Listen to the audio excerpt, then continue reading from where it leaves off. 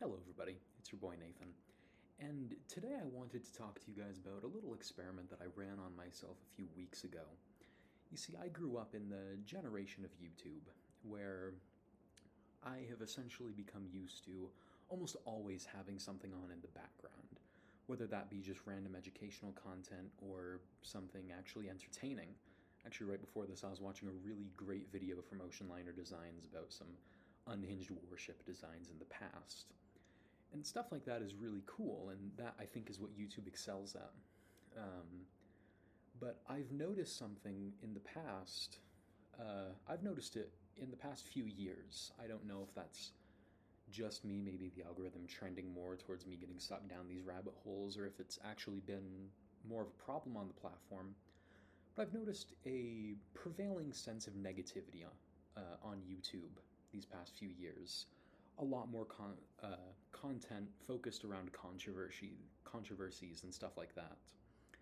And so I wanted to run a little experiment on myself by completely stopping watching YouTube for a week and see how that kind of affected me. Would I feel any different? Because I know that a lot of the time people say if you stop watching stuff like that or get off social media for a while, you feel a lot better. So I decided to put that little theory to the test. So I completely uninstalled the app for YouTube, and I essentially just watched things off of my Plex server for a week, which I felt very productive. I was able to get through a lot of shows that I'd been trying to get through for a while now, and it felt great. And as I got later on into the week, there were some points where I'm eating dinner or something. It'd be really nice to pull up a YouTube video, but I didn't. I stuck to just watching anime, and it felt really, as I said, really great.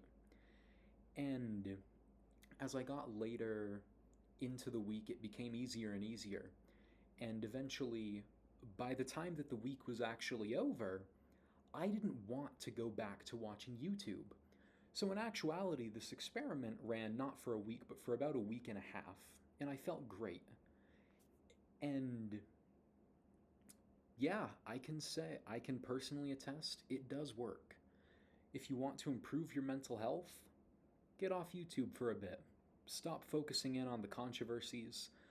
One thing I also found helpful, I didn't quit all social media, just YouTube. Go in on like X or platforms like that, and you can find a muted words setting. I put every single political term that I could think of into the muted section of that. And oh boy, ever since then, my X has basically just been a showcase of really good art. And that makes me really happy.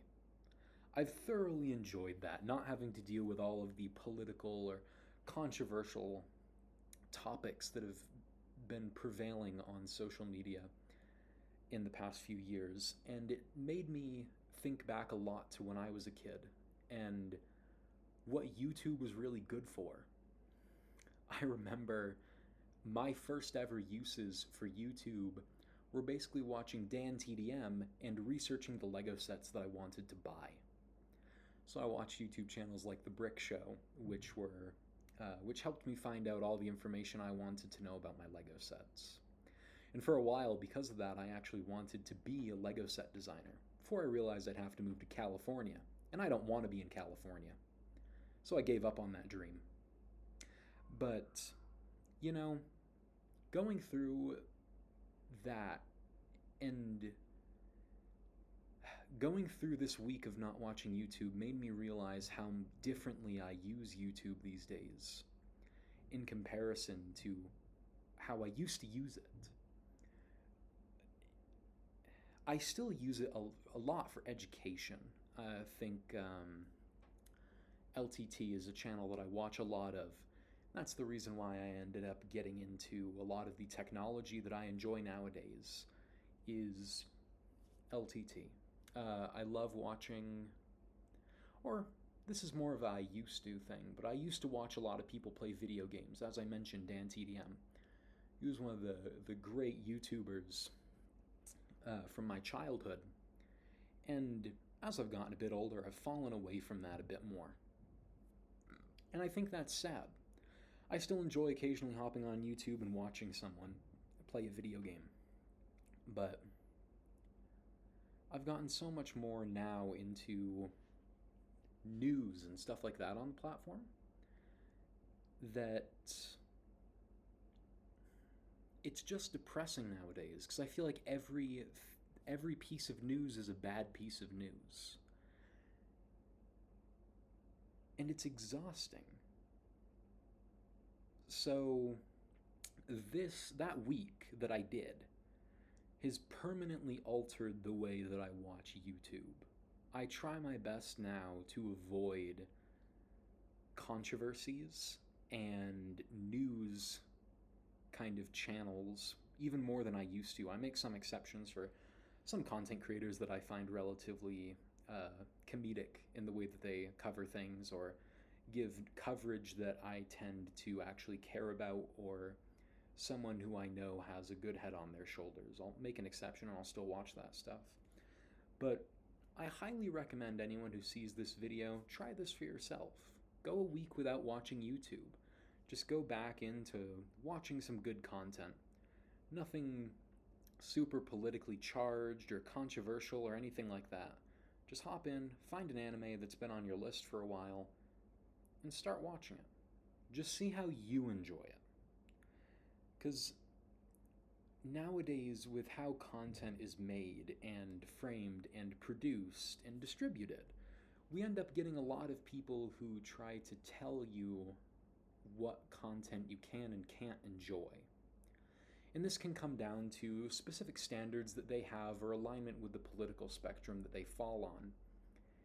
And that was one of the nicest things about that week, was not getting to hear what I should think about something. I just got to think what I thought about things. And that's something that's very dissuaded in the modern era. You're not supposed to do that. You're supposed to conform more towards the common opinion than actually think for yourself.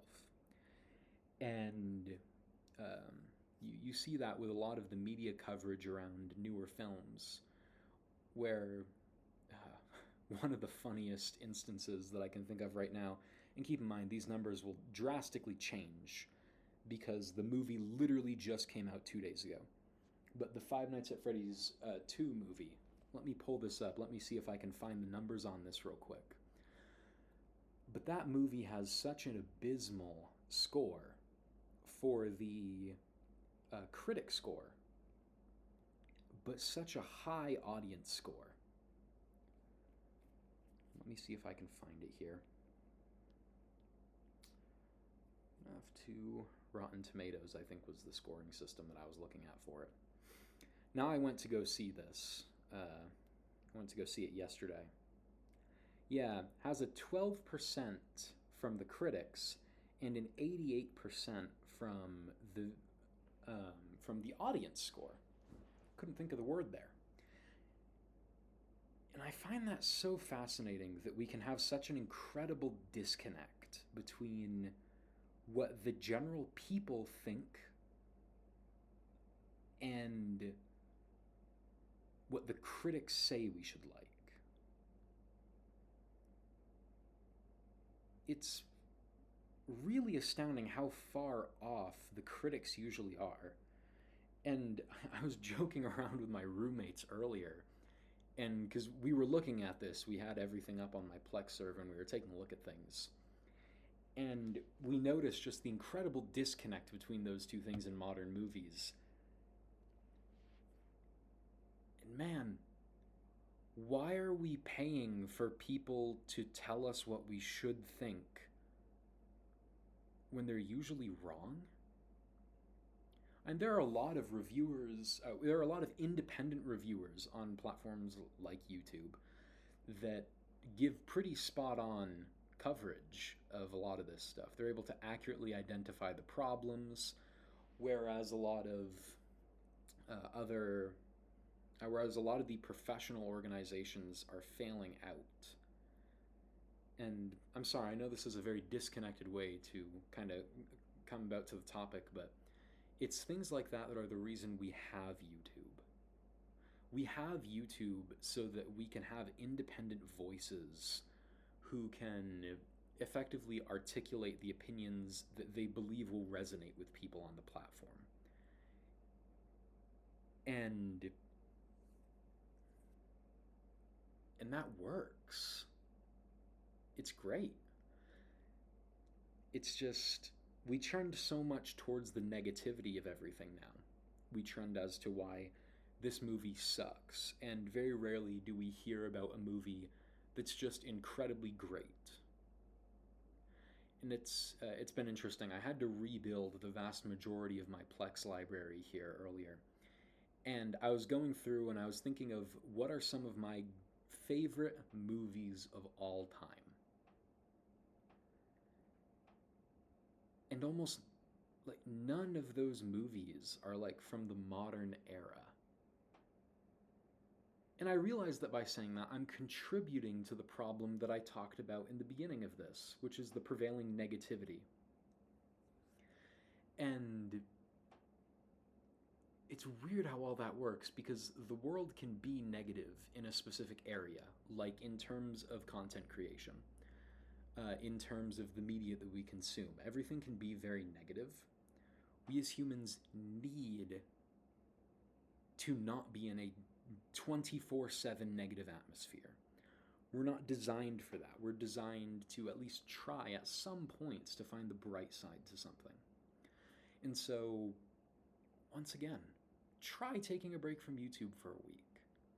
I know that it may be a, what am I going to do with my spare time? What am I going to do while I eat kind of thing? Because I had that thought process of, what's a man supposed to do if he's not going to watch YouTube?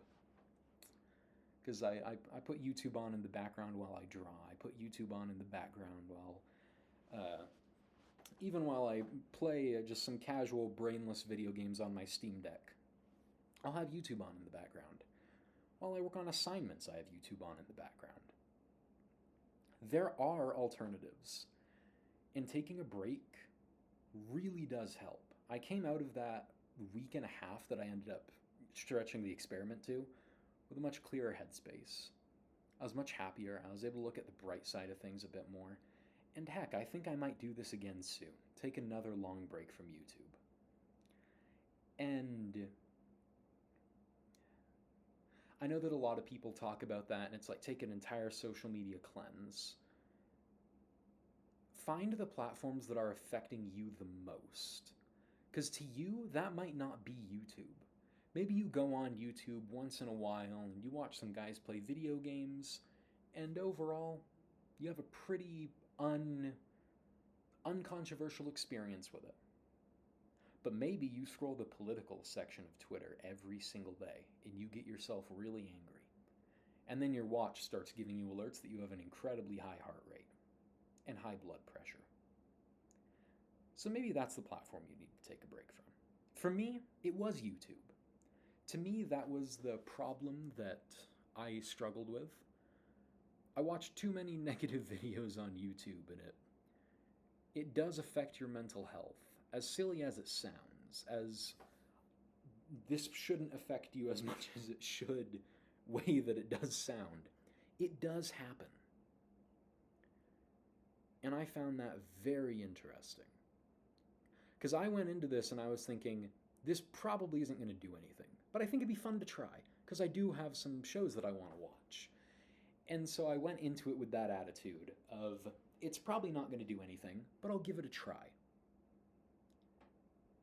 But it really did have a positive effect. And I think all of us would have I think a whole lot of people would have better lives if they focused in less on the negative. So keep that in mind. If you find yourself getting a bit too negative, a bit too worked up over stuff that honestly probably shouldn't worry about as much, or things that you really can't change, maybe it is time to take a break from whatever social platform is your poison at the moment. because life is far too short to always focus on the negative of everything. Try to be positive. Watch a good movie. Watch a good anime. Talk to some friends about something that's not negative. And overall, have a great day. And I'll see you guys in the next video. Bye-bye.